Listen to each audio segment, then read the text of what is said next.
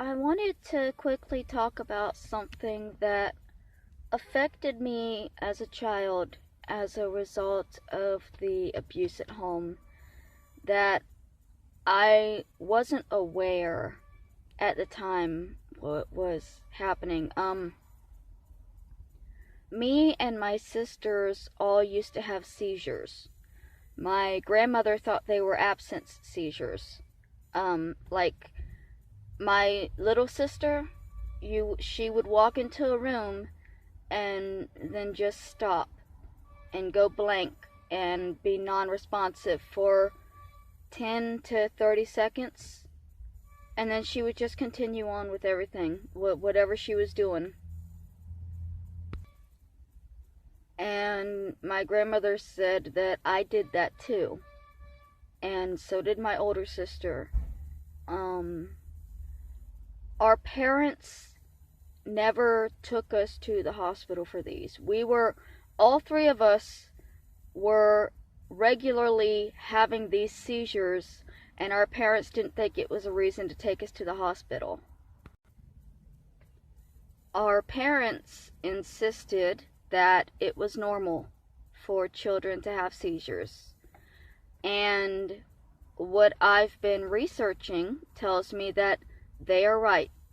It is perfectly normal for abused children to have seizures. They're not absence seizures like my grandmother thought they were. They're called psychogenic seizures or pseudo seizures. They're not real seizures, but they mimic them.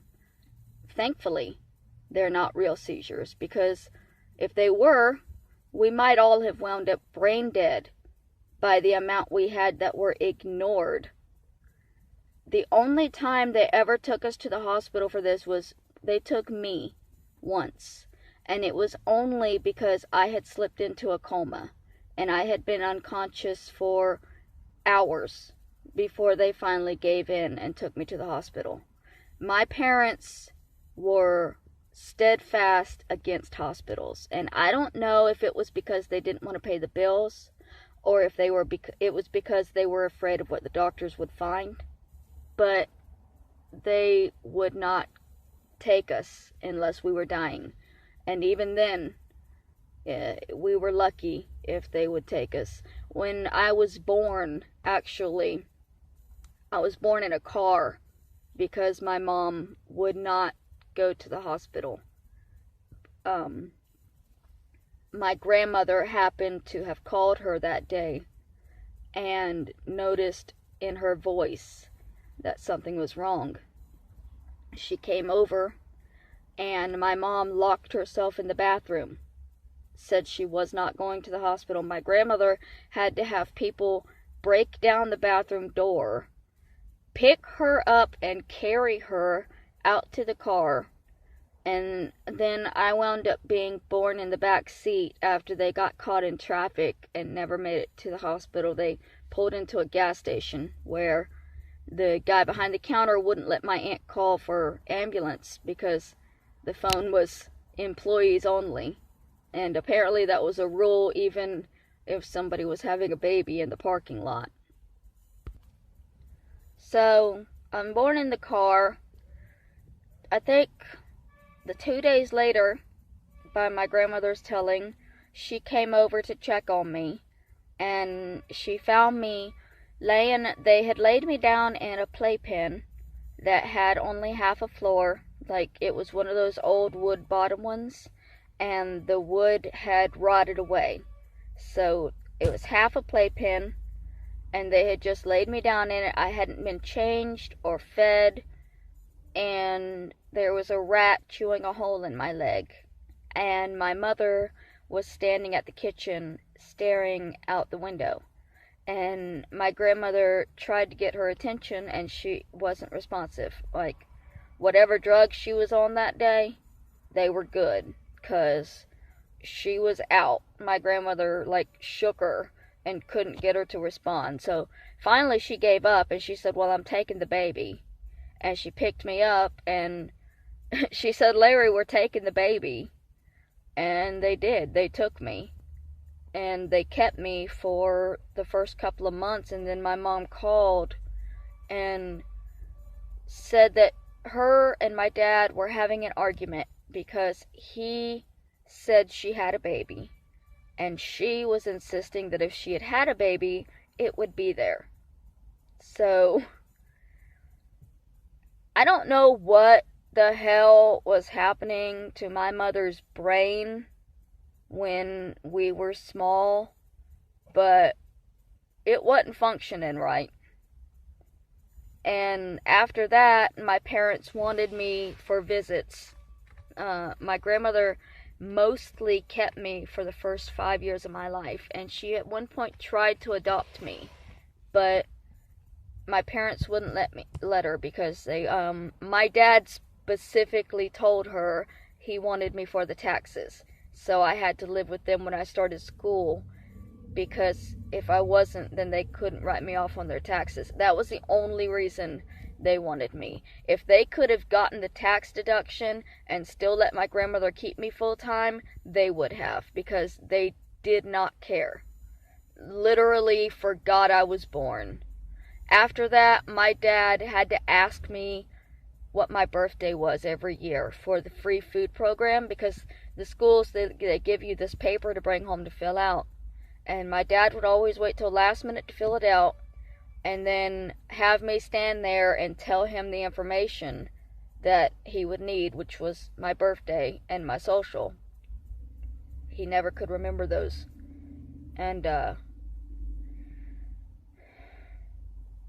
how do you not remember the date a child was born in a car?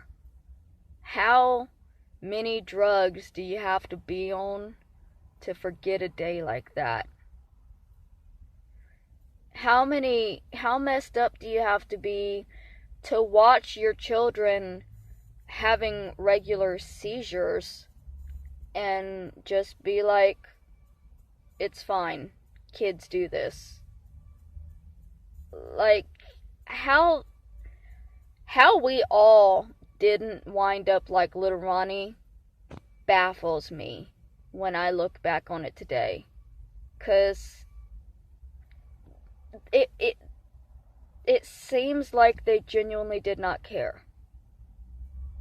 Jennifer almost boiled me alive once, and my mom didn't respond until way too late. She had put me in the bathtub and turned on the hot water, and my dad had turned the heater up, the water heater, he turned it up as high as it would go, because he was mad that there were so many people living in the house then, he couldn't get a hot shower.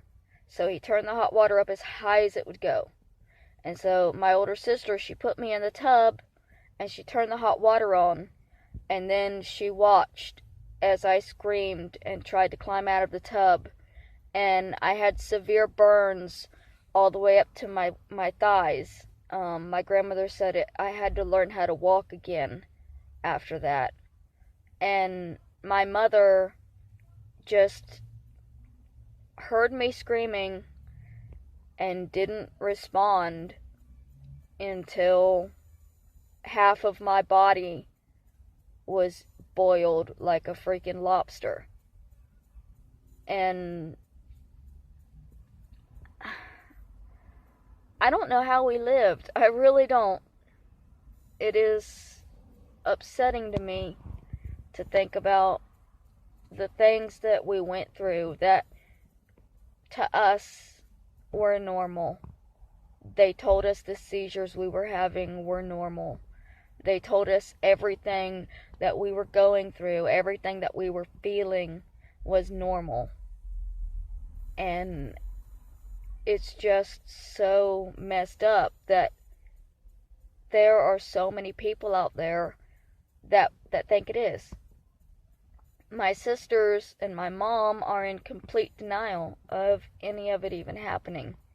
And that's made it so hard for me, because I've validated enough now to know that everything actually happened this way. And it shouldn't have. Things need to change. People need to start seeing the signs for child abuse and actually reporting it and saying something. If you see a child that is having these absent seizures or psychogenic seizures and they're not epileptic, I mean, you can ask the child, do you have a seizure disorder? Because I know some children do. But a child that is having seizures but does not have a seizure disorder is possibly being abused, either sexually or emotionally. And for it to cause those seizures, it has to be extreme abuse. So this is a sign that people really need to, look for and pay attention to. Because abuse in children, it's not always open shut. You can't always see it. There's not always noticeable bruises. The only time they ever hurt us badly, one time they broke my older sister's arm. For the most part, they didn't physically hurt us, but the emotional abuse and the sexual abuse was bad enough that the physical abuse, it didn't matter. I mean, I think I probably would have rather been beat than been screamed at. My mom used to sit outside my bedroom door and just cuss and scream about how much she hated me. And I couldn't sleep to go to school the next morning because she was just sitting out there drunk, screaming about how much she hated me. And she wouldn't even remember it the next day. So there's no point in saying anything to her about it. This has gone off the rails. Sorry, I started ranting.